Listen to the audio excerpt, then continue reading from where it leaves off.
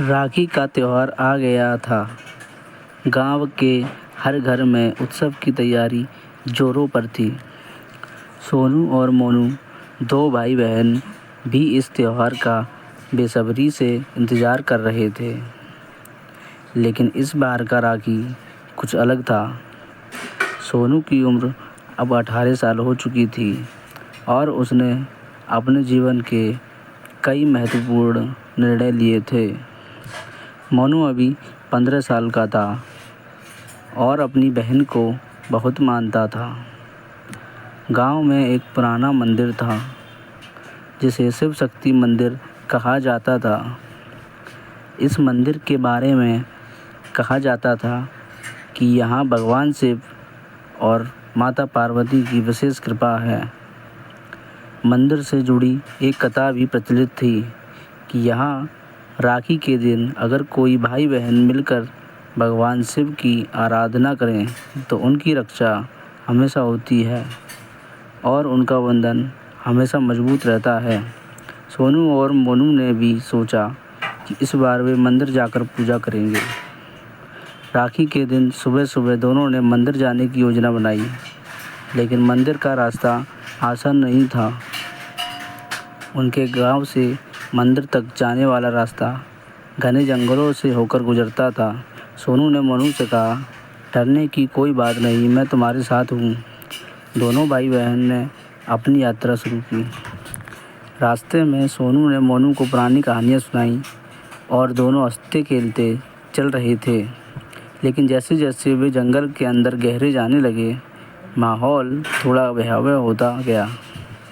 चारों ओर घना अंधेरा और अजीब सी आवाज़ें सुनाई देने लगी। मोनू ने डरते हुए कहा, दीदी, ये जगह तो बहुत डरावनी है।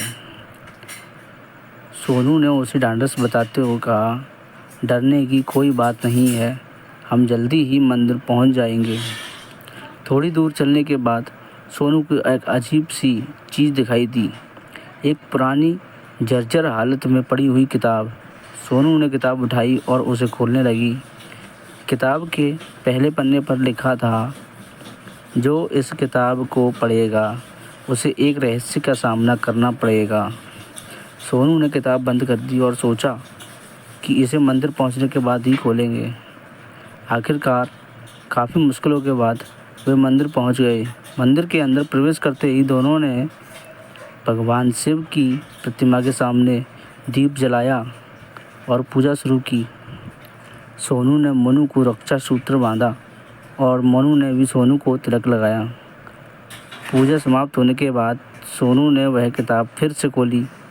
इस बार उसने किताब के अगले पन्ने पर लिखा देखा, तुम्हारी रक्षा का रहस्य इसी मंदिर में छुपा है। दोनों भाई बहन ने मंदिर को ध्यान से देखना शुरू किया। अचानक मोनू की नज़र मंदिर के एक कोने में पड़े एक छोटे संदूक पर पड़ी।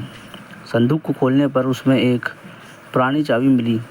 चाबी के साथ एक और पर्ची थी जिस पर लिखा था, ये चाबी तुम्हें सही रास्ता दिखाएगी।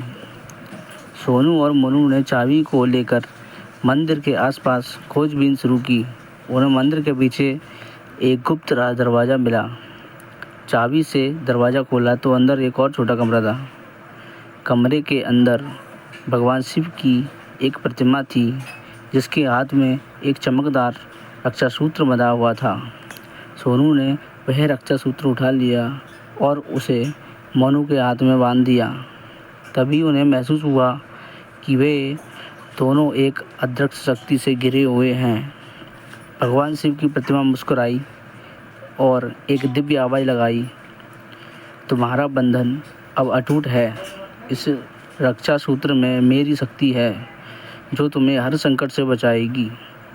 दोनों भाई बहन ने भगवान शिव को प्रणाम किया और खुशी खुशी मंदिर से बाहर निकले। गांव में पहुंचकर उन्होंने अपनी कहानी सबको सुनाई।